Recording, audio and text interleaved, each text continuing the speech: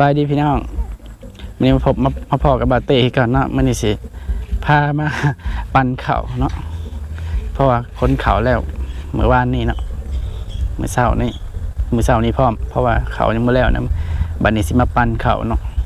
ว่าสิได้จักสอบนะพี่น้องเนาะลองติดตามชมนำกันเลยนะพี่น้องว่าเขาบาเต้สิได้จักสอบตอนนี้กำลังปั่นเข่านะพี่น้องเนาะชมเบิ่งว่าสิได้จักสอบ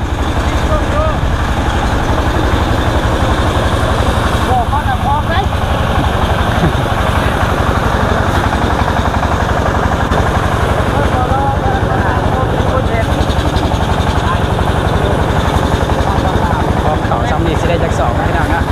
เราติดตามเบิ่ง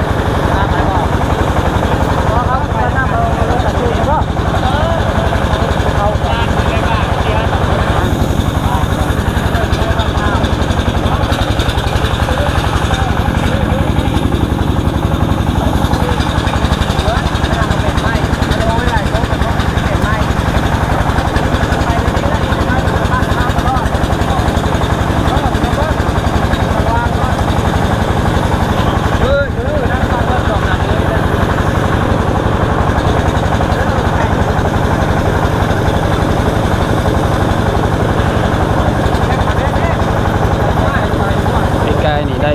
52 สอบนะครับ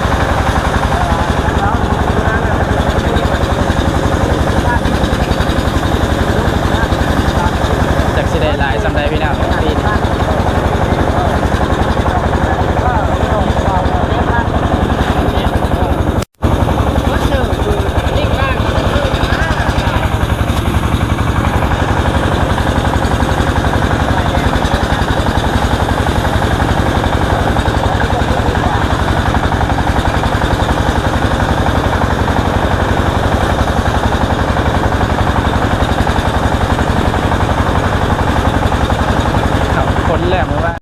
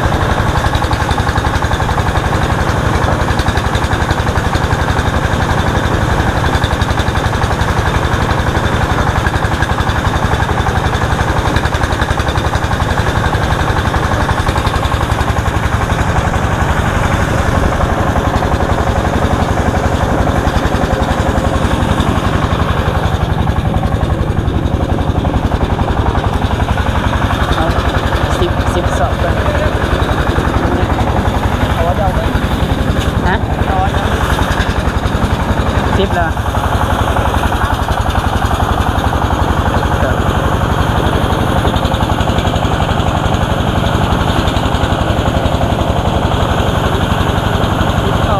10แล้วยังสอบหนึงยังสอบหนึง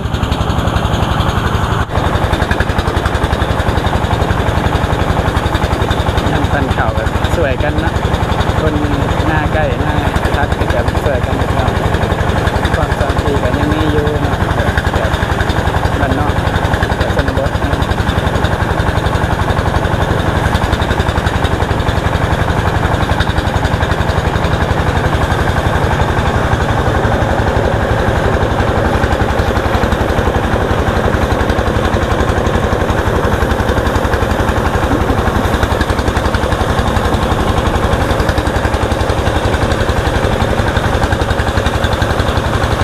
เครื่องก็อยู่พาไว้ในการเฮ็ดเครื่องออก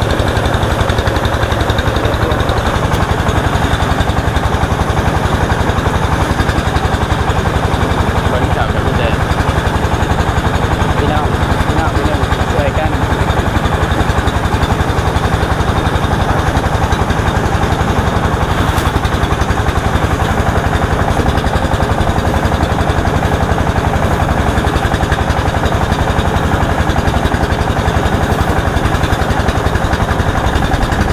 นี่ก็เป็นเขาปาเต้เองเป็นการเขาดอได้52แต่ปีนี้ไม่รู้จะได้เท่าไหร่50ด้วย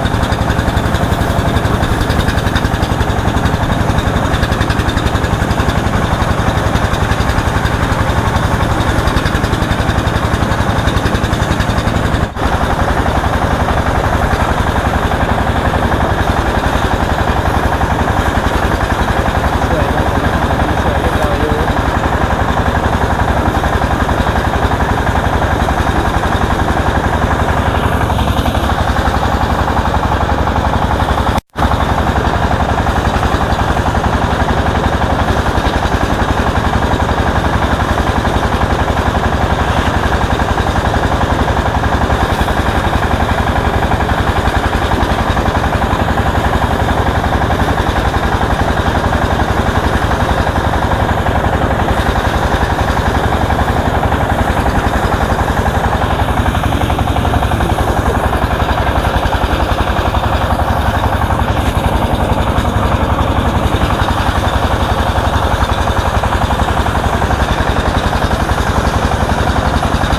รุ่นเหมือนกันพี่น้องว่าจะได้จักสอบ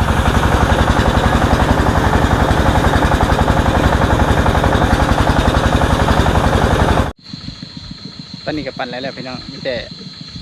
ได้แต่หาชิเจ็ดสอบเนาะแต่สุดท้ายนี่ก็ขอฝากพี่น้องกดไลค์กดแชร์กดติดตามเพื่อเป็นกำลังใจให้บาเต้เนาะในการเห็ดคลิปใหม่ๆอยากมืดนะพี่น้องเพราะว่าปั่นจนมืดนะขอจบคลิปแค่นี้พี่น้อง